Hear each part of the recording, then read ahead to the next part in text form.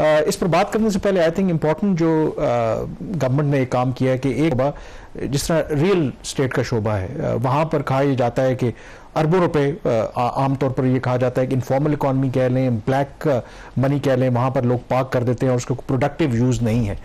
तो उसके हवाले से कम FBR अब ये कह रही है कि जो एक मार्केट की जो प्राइस होती है जिस पर एवेलुएट करते हैं कि कितना टैक्स देना चाहिए खरीदार को या जो बेचने वाला है, अब उसको वो ये कह रहे हैं कि उसको मार्केट की जो डिटर्मिन करेंगे वो 90% तक लेकर के जा रहे हैं। Do you think this is the right step और इससे फर्क पड़ेगा? मतलब वो जो हम कहते हैं कि उस एरिया में पहले जा नहीं रही जो गवर्नमेंट, एटलीस्ट उस एरिया को हम टारगेट कर रहे हैं।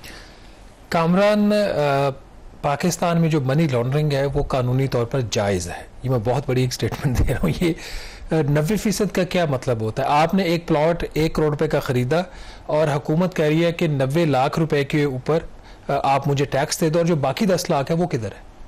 उसका कोई हिसाब नहीं है। ये तो अभी नया प्रपोजल है, इससे पहले 75% है, वो 75% है कि 1 करोड़ का प्लॉट है, इसमें इशू क्या है? 75 लाख पे टैक्स देना होता है। इसमें इशू क्या है?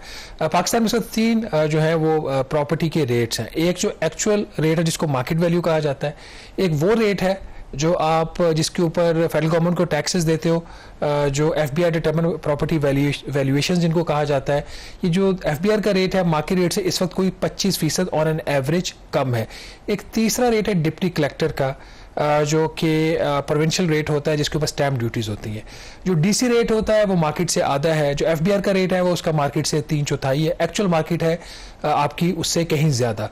तो ये जो इस तरह की डिस्टिंक्शंस क्रिएट की जाती हैं माशरे के अंदर, उसे पाकिस्तान में ब्लैक इकोनॉमी को फ़रोग हुआ।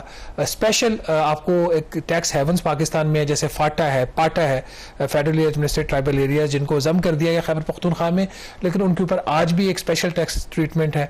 फैक्ट्री फाटा में लगती है कागज़ों में, उसका जो शायद फैक्ट्री वहाँ पे मौजूद भी है, उसकी जो सेल्स हैं वो सेटल पाकिस्तान में फ़रोग होती हैं। तो ये सारी वो चीज़ें जिसकी वजह से मुल्क के अंदर ब्लैक इकॉनमी को, इनफॉर्मल इकॉनमी दोनों को फ़रोग मिल रहा है। FBR का ये प्रपोजल इस दफ़ा 2 आए हैं और दोनों से ये बात कंफर्म हो जाती है कि FBR नहीं चाहता, हुकूमत पाकिस्तान नहीं चाहती कि पाकिस्तान में जो इनफॉर्मल इकॉनमी है उसका जो साइज़ है वो कम हो। प्रपोजल उनका ये जो प्रॉपर्टी वैल्यूएशन जिसके ऊपर federal government with holding taxes इकट्ठे करती है, उसका इस वक्त जो एग्जिस्टिंग रेट है वो 75% ऑन एन एवरेज है, जिसका भी हमने जिक्र किया, उसको 90% कर दिया जाए। तो 90 पे कर देंगे, इनका ख्याल है कि हमें उससे 30 अरब रुपया इजाफी आएगा। दूसरा proposal which is more interesting, जो पहले कैटेगरी होती थी फाइलर की और एक नॉन फाइलर की होती थी।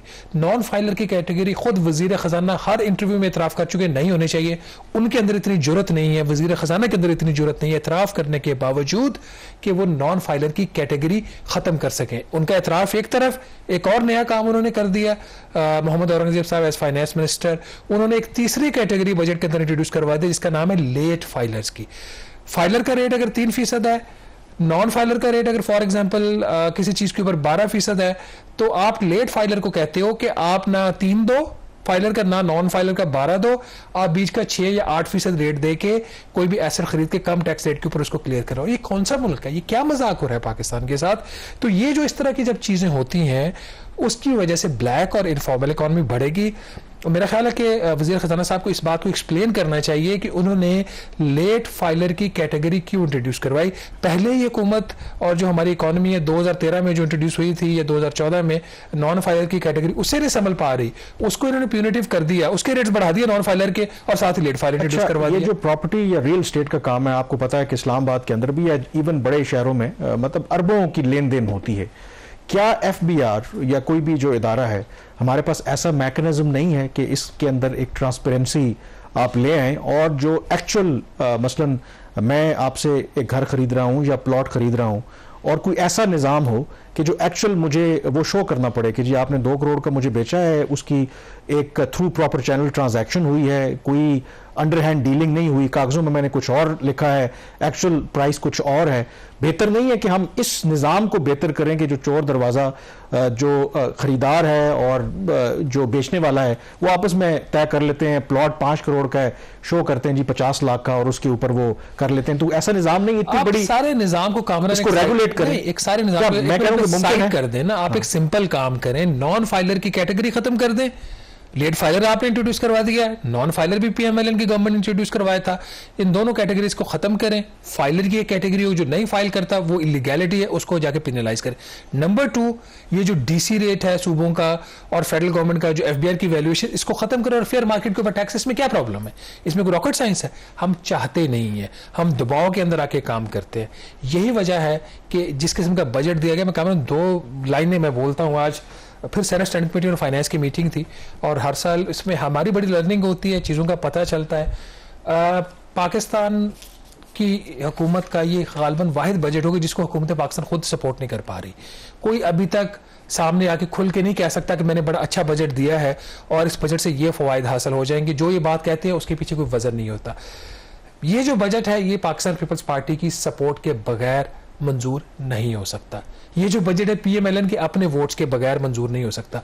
अभी मैं जो 2 स्टेटमेंट्स कोट करने लगा, ये है तो सेनेटर्स जिनका वोट काउंट नहीं होगा, बट एक पीएमएलएन के सेनेटर की स्टेटमेंट और एक पाकिस्तान पीपल्स पार्टी की जो सेंटीमेंट्स को, जो पार्टीज के अंदर क्या चल रहा है। सेनेटर अनुषा रहमान पीएमएलएन की हैं, मिनिस्टर भी रही हैं, जो पार्टी लीडरशिप उनके बड़े करीब है। उनकी ये स्टेटमेंट है कि हुकूमत ने माँ के पेट से जो बच्चा निकल रहा है उसके ऊपर टैक्स लगा दिया है। ये बहुत बड़ी स्टेटमेंट है। जो बच्चों का दूध है उसके ऊपर जो टैक्स लगाया गया जीएसटी 18%, ये उस कॉन्टेक्स्ट में बात हो रही है कि हुकूमत ने माँ के पेट से जो बच्चा निकल रहा है उसके ऊपर टैक्स लगा, जिसके बारे में फाइनेंस मिनिस्टर का ख्याल है ये मिडिल और अपर मिडिल क्लास जो है इस्तेमाल करती है, उनके पास तो पैसा है। दूसरी जो स्टेटमेंट आई है वो सेनेटर फारूक एच नाइक, जिनका हमने कल भी जिक्र किया था, पाकिस्तान पीपल्स पार्टी को रिप्रेजेंट करते हैं। उन्होंने कहा कि जब उनसे पूछा गया एफबीआर से कि ये आपने कैसे टैक्सेस लगाए, उन्होंने बताया जी कि आईएमएफ ने कहा कि जब तक ये एग्जम्पशंस खत्म नहीं करोगे आप प्रोग्राम की नेगोशिएशन में एंटर नहीं हो सकते। तो सेनेटर फारूक एच नाइक ने कहा कि ये पाकिस्तान का बजट नहीं है, ये आईएमएफ का बजट है। ये सेंटीमेंट्स है। वोट इनकी पार्टी जो है दोनों उनको ये तो इट्स एन ओपन सीक्रेट है, तो ये आईएमएफ का बजट ना, coming from the coalition and the government side ना, ये इंपॉर्टेंट है। आईएमएफ का बजट मैं और आप कहें तो आईएमएफ का बजट और बात है, खुद हुकूमत की इत्तेहादी जमातें गए। अच्छा, एक और जो बड़ी आज एक अजीब चीज हुई, मतलब किस किस्म की लॉजिक्स दी जाती है जब इस तरह का बेतुका बजट बनाया जाता है।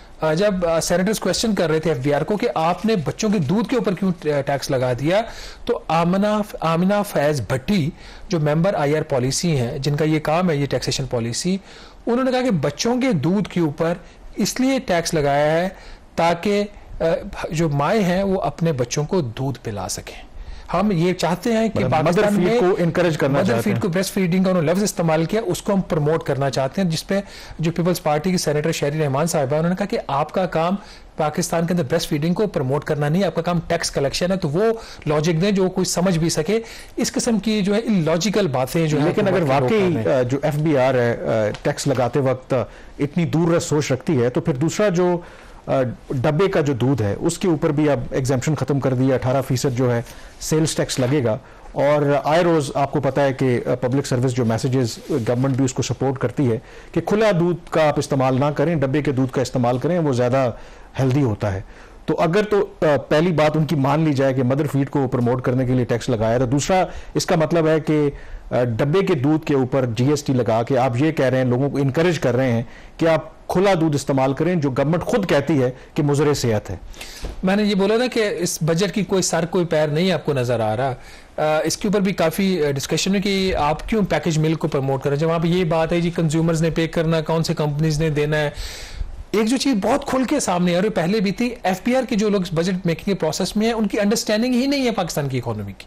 जो सबसे एक तशवीशनाक बात है, उनको बिल्कुल अंडरस्टैंडिंग नहीं है वो क्या बात करते हैं, क्या लॉजिक देते हैं। अभी मदर फीडिंग की बात हमने कर ली, बच्चे के दूध के ऊपर आपने इसलिए टैक्स लगा दिया कि जो माएँ वो जो मदर फीडिंग करें, वो जो माएँ होती हैं वो मजबूर होती हैं किसी भी मेडिकल रीजन की वजह से वो फीड नहीं करवा सकती, तो डॉक्टर्स रिकमेंड करते हैं कि आप ये जाके दूध खरीदें।